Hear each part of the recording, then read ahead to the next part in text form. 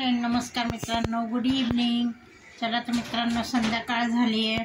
आज दुपारपासून आमच्या घरची लाईट गेलती. काय आता व्हिडिओज बनवता आला नाही अंधारात. म्हटलं काय बनवा काय नाही, तर आता लाईट आली, म्हटलं आता बनवा.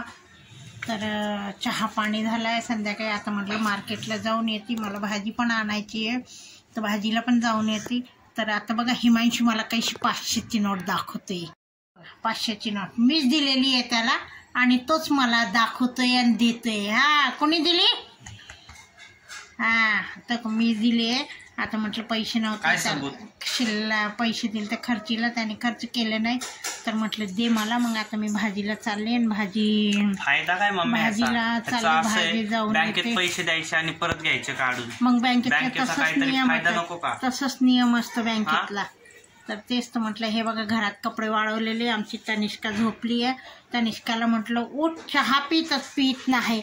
हे बघा झोपली आहे.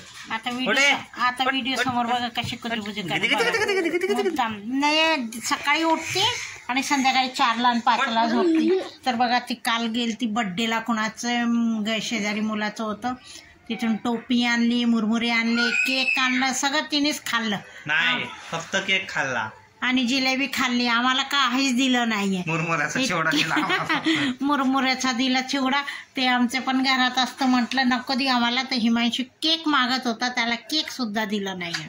मग मी काय केलं, मुरमुरा खाऊन टाकला आणि चिवडा मटकीत टाकला, कारण काल मटकी गेलती. हा, मटकी केलती ती तशीच चपाती खाल्ली. जिलेबी आली तरी खाते, आणि केक आली खाते, आणि आमच्याकडून हिसकून खाते.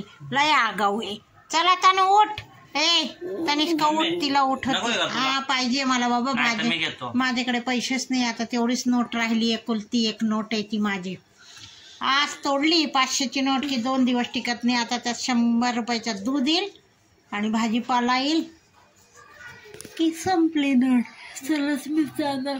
पाऊस येतोय बाहेर, पटकन जाऊन येते. लाईटीचा पण गोंधळ चालू आहे. मग स्वयंपाक करायचंय. काय स्वयंपाक करा तेच कळत नाही.